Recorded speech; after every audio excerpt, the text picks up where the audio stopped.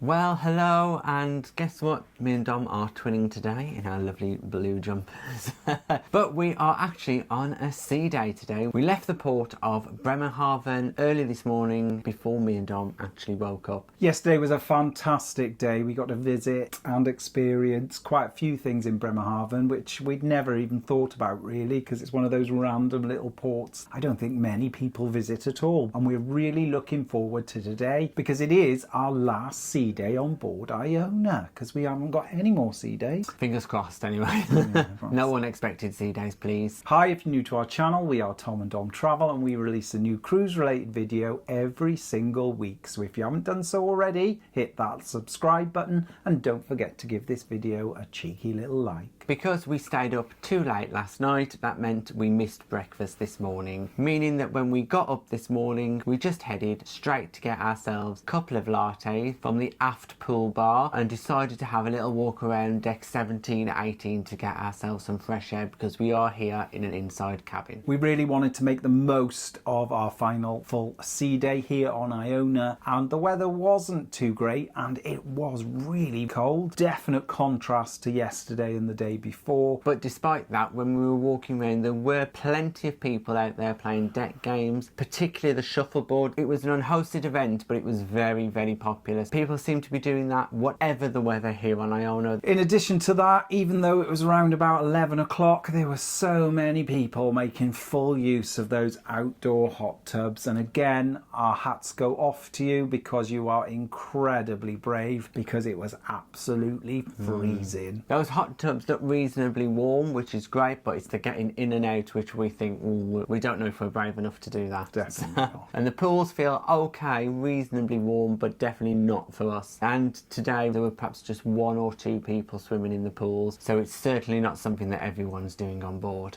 Then after our walk around, we headed back down into the main atrium area and then headed to have an explore of the shops. Now the atrium was incredibly busy. It is the central hub of Iona. You've got a number of different bars and venues located on decks 6, 7 and 8. However, a lot of people do park themselves up for the rest of the day, meaning that area gets incredibly busy. And to be honest, there's very little activities in the way of entertainment and things like that going on. What we have seen in the atrium area is some rehearsals of people using the silks, but we've never actually managed to catch a performance of an evening. It'd be interesting if you could let us know what a performance is actually like, because whenever we've been through the atrium, there's never much happening. Maybe the odd piano player, but that's probably about it. So we had a little wander around the shops, and again, it was so busy. I think every area of the ship has been incredibly busy. I think our first sea day, people were just finding their feet. We are sailing at full capacity. There are the maximum number of allowed children on board, and when we were walking through the shops, we were ducking and diving, just getting out of people's way. Yeah, as we said, it's colder outside, so there's definitely more people inside the ship today. So we made our way through the shops. I think the retail team on board Iona are rubbing their hands with glee and they are cashing in on it. After our little look around the shops, we headed up to the main dining room to see what the menu was for today, and there was nothing really that took our fancy, so we thought we'd head upstairs towards the buffet. Even though the buffet was incredibly busy, I've got to say I was really impressed with the selection and the quality of the food. Now, we aren't really big buffet eaters for lunch or our evening meal. We did have a look at some of the variety and some of the things that were on offer, and yeah, they were fairly reasonable. They've always got a roast dinner, and I think it was a 3-bird roast today, and it did look delicious. We went in the buffet and had a little look around, but it was very busy, so once again we decided against that, and we ended up having our lunch in Taste 360 inside the Sky Dome. Every time we've walked past Taste 360, there's been an absolutely huge queue. Fortunately today for us, we literally just walked straight up, and what I do like about Taste 360 here on Iona, it's the place you can go for pizza, burgers, burger, fries, and sometimes they have a speciality dish, like the other day it was paella. They prepare the food and you can just pick and grab as much or as little as you want and then walk away. Taste 360 is an incredibly popular venue, so sometimes you do have to wait for fresh food to be cooked. I opted to go for a couple of slices of pizza. I do love a bit of pizza, and a hot dog and some fries. Really impressed. Very, very tasty, and I thoroughly enjoyed it. So in Taste 360, I decided to go for some pizza and some fries. It was actually really nice pizza. I really enjoyed that. It was a little bit of a struggle for us to find a seat somewhere. It was. Because the Sky Dome here during half-term week has been pretty much constantly busy, with every lounger, every seat, every table taken by people that are obviously using it for the full day. Yeah, and there were people waiting around while we were eating, hoping that someone would leave, hoping that we would leave, I think, waiting for us, because people were desperate for seats. While we were sat there eating our lunch, the queue for Taste 360 did get bigger and bigger and bigger, and we did feel very lucky that we managed to get there just before this huge queue started. So we took the opportunity to go down and iron our shirts. Now, we were expecting the laundrette on board to be quiet. However, as soon as we walked in there, it was full. So the laundrette was located the opposite end of deck 14 where we're staying on, so it is a little bit of a walk. There were just 2 ironing boards, 2 irons, and a row of washers and dryers. Now, the good thing about P&O laundrettes is that the washers and dryers are free to use. You just need to either purchase some washing tabs before your cruise and bring them on with you, or you can purchase them on board in the shop. So we can't blame anybody for making full use of those free washing and drying facilities, and if we'd been a little bit more clued up and forward thinking, perhaps we would have brought some washing stuff as well. Yeah, but we're only on for a week and we don't want to spend all our time doing our washing, do we? No, we do not. It only took us about 10 minutes really to get in there, iron our shirts, and we were back out again, hanging them up in the cabin, and we were back out exploring the ship. Even though I'd already eaten, had a hot dog, some pizza and some fries, I was feeling a little bit peckish still, so we popped past the quays because I really fancied some fish and chips. You did. You had the fish and chips, you ordered it, you started to eat the fish and chips, and then you said, It's too fishy. it's too fishy. Yeah, I'm not a big lover of fish. I do enjoy fish and chips from the chippy, and yeah, this was just a little bit too strong for me. I think it was left out a little bit too long. Yeah, my fish and chips that I had the other day was really nice. Really good. The fish was pure white, it was lovely. What we do love from the fish and chip shop is the curry sauce. We think that is great on board. The quays was incredibly busy, and we did struggle to find a seat. Again, a lot of people park up there for the full day, whether they've got crosswords or playing cards or board games. So it does make it difficult, especially on a sea day when the weather's not great, to find somewhere to sit. We were lucky, we did manage to squeeze in just as somebody left. However, it doesn't really make for a very enjoyable experience. The whole concept of the quays is grab, eat and go, and unfortunately you can't really do that in the quays. After our quays experience, we headed to the front of the ship to the theatre, where today at 3 o'clock there was Deal or No Deal. Now, we have seen Deal or No Deal played on other ships. In particular, we've seen it a few times on the Princess ships. We were quite keen to see what the differences would be. Now, of course, the obvious difference is the prizes, the fact that the prizes are in pounds and not in dollars. The other difference is that there is only one presenter, and the presenter was actually the entertainment's manager. This is the first time in the whole cruise we've actually seen the entertainment's manager. We discovered he was Welsh, and we have yet to see him since. So we've seen him once presenting Deal or No Deal, and he was pretty good at it. For Deal or No Deal, there is a cost to play. You have to buy either 1 or 3 game cards at the entrance to the theatre in advance to the show starting. During the show, they choose 2 players to play up on stage, but everyone else with the playing card can actually play along by matching what is on screen. The grand prize available to win on stage is £1,000, and those playing in the audience can win up to £5,000. Even though we didn't purchase any game cards, it is still a very enjoyable experience to sit there and take part. If you've ever seen the TV show Deal or No Deal, you'll know exactly how the show plays out, and we just find it a good hour of entertainment. It's always good fun on a sea day. Now, it is the American version, so they do not open boxes like they do in the UK. They actually open briefcases on screen, so that is another difference. However, the overall concept is exactly the same, and there were some really, really great moments of comedy in there. It's a really great game show. Unfortunately, nobody did walk away with the top prize. Far from it, actually. It was a very good hour of entertainment. What was interesting was they'd set up a number of mobile bars within the theatre, so you could get a pre-show drink. If you wait until you're inside the theatre itself during the day, you can get a drink from there. After Deal or No Deal, we made our way up to the Crow's Nest because there was another group meetup. We had such a nice time the other day, we thought why not go up again, and we grabbed ourselves a couple of drinks and just chatted for an hour, really. Yeah, the Crow's Nest is a wonderful venue. We really like the food in the Crow's Nest, but we were in there between 5 and 6 p.m, and at 6 p.m, unfortunately, we had to leave because we were still wearing our daytime clothes, and from 6 p.m, formal night rules are in force, which means you need to be wearing formal night dress. The Crow's Nest has a little sign just outside the entrance, and it basically tells you what the attire, the dress attire, is for that particular evening. Yeah. So at 6 o'clock, we left the Crow's Nest, headed back to our cabin to get ready for this evening. Now, prior to boarding Iona, we pre-booked for formal night the chef's table. Now, we were fully aware that the chef's table is located in the Horizon buffet. P&O have designed it like that to take pressure off of the main dining rooms, because on formal night, everybody wants to eat in the main dining room. Well, most people. Now, it is unfortunate that majority of passengers don't actually realise where the chef's table is and what is the process of the chef's table. I think they're thinking it's going to be like other ships, it's going to be a more premium experience. There was a couple behind us in the queue and they said, "Oh, what is this queue for?" And we said, "Oh, it's the queue to get into the chef's table in the buffet." And they said, "Oh,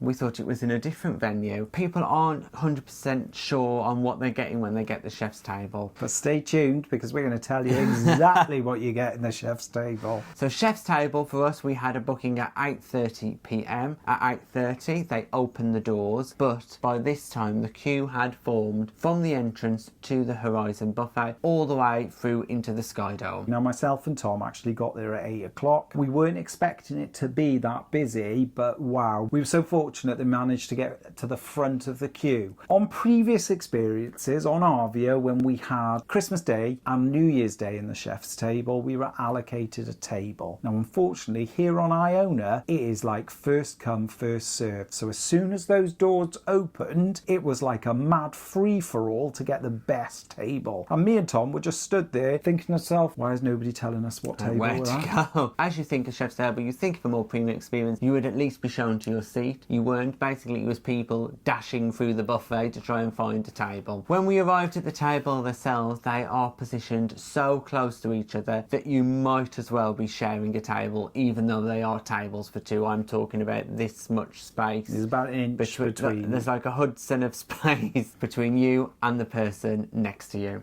It was a little bit disappointing because we were expecting to be seated, so we didn't end up with a greatest of tables, even though we were right at the front of the queue. Very disappointed. The Horizon buffet was sectioned off for chef's table, and to be fair, it did look pretty good. Yes, you could still tell you were sat in the buffet in your tuxedo and all dressed up and ready to go. However, there were a number of table decorations, and they did a lovely little napkin display with your napkin, and yeah, they tried. Now, what we did feel is that the process of the ordering of the chef's table was so quick. They gave us the menu within seconds when we'd been there, and probably within a minute she was there to take our order. The process of ordering wasn't really explained to us, and in the short amount of time we had to think about it, I decided on my starter and my main, but I thought I'd leave my dessert and think about it later. Anyway, the waitress who was taking our order wanted to know the dessert as well there and then, so it was a quick panic really for me decision, but I think I chose well in the end. Drinks wise then, the drinks order came pretty quickly. We both ordered ourselves a glass of red wine and they were with us in no time. So on celebration night, whether you're dining in the main dining room or on the chef's table, they always do a lovely little amuse-bouche. Well, I say lovely, some of them are absolutely awful, but this evening it was a little bit different because it was like passion fruit and then it had bits of raw onion in it. And gin. It probably wasn't my favourite is the best way to say that. It was an unusual experience. And then onto the starter, I went for the lamb bonbon and I absolutely loved it. It was very tasty. The lamb was beautifully spiced. Everything about it I really liked. In terms of presentation, it was beautiful.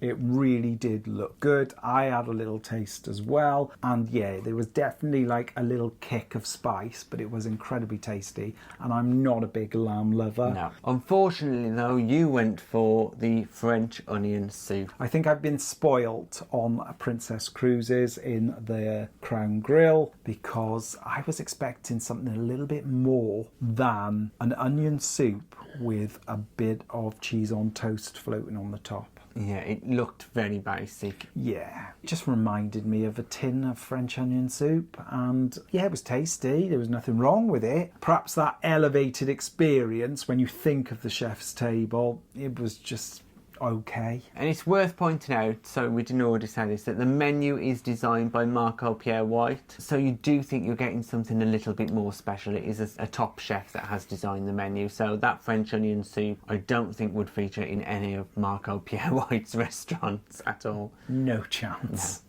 Then on to the main, and Tom went for the beef Wellington, and I was very, very jealous. Now, I asked for my beef Wellington to be cooked medium, and it did come back probably about medium rare, but it was fine. No problems at all. The beef Wellington was very, very tasty. It came with the potato dauphinoise and also carrots, but these carrots were, let's say, al dente to the max. Probably just touched the water and were back out. But other than that, the beef Wellington itself was beautiful. And I opted to go for the pork fillet, and it looked beautiful. You had 2 small pieces of pork fillet on the plate, plenty of gravy, some apple sauce, some mixed cabbage with chorizo and a roast potato. All very, very good. My only criticism was the fact that the pork fillet was so dry and tough. And I did think to myself, oh, well, perhaps I just had a bad piece. And I spoke to the person that was sat right next to me about an inch away, who'd also had the beef fillet, and he said exactly the same. So I don't know what was going on there, because it did look beautiful. Then on to dessert, and I opted for their fancy cheese plate. You had this beautiful piece of cheese and a nice selection and variety of different crackers. I thoroughly enjoyed it. It was very, very good. They had this lovely tomato relish, and it just went beautifully with the cheese. And I went for a dark chocolate delice. It was very, very nice. It came with a bit of ice cream with a crumbly base underneath as well. Very tasty. If you like a chocolatey dessert, I would recommend you go for that. At the end of the meal then you are offered tea or coffee, and I decided to go for a coffee. You didn't go for anything there, did you? And then we did have some petit fours, some little chocolates at the end, which was a nice touch. Overall, it was a pleasant experience. Would we rush to go back? Absolutely not. No, I think we'd rather go to the main dining room. Now, just as we were about to leave the chef's table, we saw that the restaurant team were heading towards us, and they did a little parade, a little lap around the restaurant while everyone else clapped and cheered them. So well done to them, because we are so sure that they work very, very hard. And I know we've had some little niggles about the meal, but I don't think it's them to blame at all. So they must work so hard to deliver that meal for us. So thank you very much. As we mentioned in our previous vlog, we didn't go to the theatre last night because they were doing 2 consecutive days of the Take That musical, The Greatest Day. And tonight was our turn. So after the chef's table, we quickly hurried down because we were expecting it to be really busy. To our surprise, the theatre was pretty much half empty. We managed to get quite a nice little seat a few rows from the front of the stage. And again, there was still plenty of seating available for everybody. While we were waiting for the show to start, there were 6 TV screens dotted around the theatre itself, and each one showed a different year of Take That's early career. So it went from 1990 all the way through to 1996, each screen showing things like the different headlines, the different top films of that year, music news headlines, lots of different information. And if you do remember teletext, it is a nice little callback to what you used to look for news and chat and things like that. Very, very rare retro. And then on to the main event, The Greatest Days. Now this show uses the music of Take That, but does not feature any storylines involving Take That at all. Actually, they never refer to the name of the band that is being talked about during the show. They are just called The Band. So it's a story of 5 young friends split into 2 parts. One part is when they were younger, one part is when they were older, and then the songs of Take That kind of weave into that storyline. The show was very cleverly put together. It's an abbreviated show from the West End musical. It's not the full West End show production. However, it was really entertaining. There were a couple of dance numbers in there that did really make us chuckle and laugh. I think we could all relate to the storyline and the plot, and the actors and singers in there were incredible and made it very immersive. I thoroughly enjoyed it. Probably one of my favourite P&O shows. Absolutely, and this show is slightly longer than your regular show, so it's around an hour in length. So that meant we didn't get out of the theatre till about 11:30. After a really entertaining show in the Headliners Theatre, we then made our way to the clubhouse because it was a bit late now. Usually we do catch the last set of the party band in the clubhouse Pulse, but because the show ran a little bit later, we basically just caught the last 2 songs. Luckily for us, we did spot a free seat and we managed to sit down pretty quickly. By that time, Pulse was finishing, but we did order ourselves a couple of drinks. Once Pulse is finished in the clubhouse, it does turn into an adult-only venue, and the entertainment staff that are hosting the late night disco do have to repeatedly announce that to ensure that children are actually taken out of the clubhouse, because even at midnight,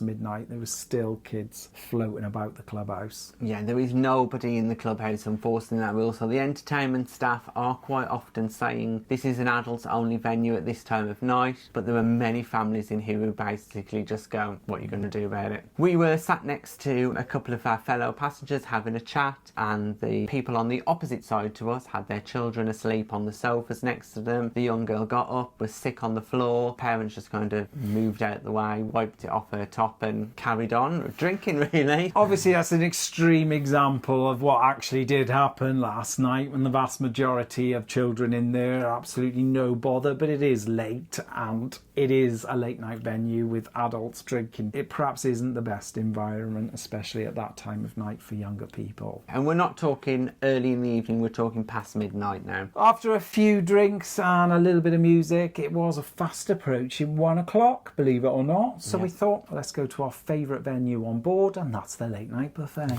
Your favourite venue on board. Once again, there was a good selection. In fact, there was an even better selection tonight. You could tell it had been celebration night, because things like the variety of cheeses were definitely up there, weren't they? Better tonight. They had a bit of camembert and brie tonight, not just your normal red Leicester or your mature cheddar. There was also an Irish stew available tonight, and get this, celebration night special chicken nuggets are available tonight. We haven't seen these on board so far, and who doesn't love a couple of chicken nuggets after a few late night drinks? Well, nobody in that late night buffet, because they put those chicken nuggets in that tray and within 2 minutes the whole tray had gone. Also available in the buffet, as I have had every single evening, is hot chocolate or Horlicks. I went for hot chocolate. I got you a hot chocolate as well. So that's great. Give you a bit of hydration after all those G&Ts that we've had in the clubhouse. The selection in the midnight buffet has been really quite good. There's always a variety of different little treats available. Most of the time these treats are sort of leftovers from lunch and dinner. They had a vegetable quiche in there this evening, and yeah, perhaps it wasn't my favourite, but it was okay. And that was the end of our night. We headed from the midnight buffet down to our cabin, and quickly it was time for bed. We've had a fantastic sea day on Iona. We've thoroughly enjoyed ourselves. There's lots been going on in the ship, and we've always found something to keep us entertained. Tomorrow we are visiting Rotterdam for an overnight stay, so that's going to be very interesting. This is the second time we've ever visited Rotterdam on a cruise ship. And our first time we've been here overnight, so we shall see what we get up to tomorrow. Thanks for watching our sea day here on P&O Iona. If you've got any comments or questions, just pop them in the box below and we'll get back to you. If you'd like to support us in creating future content and receiving exclusive updates, then we are also available on Patreon. And please don't forget to like and subscribe. It's free. And hit that bell notification button to never miss a video from us. Thanks for watching. Bye bye.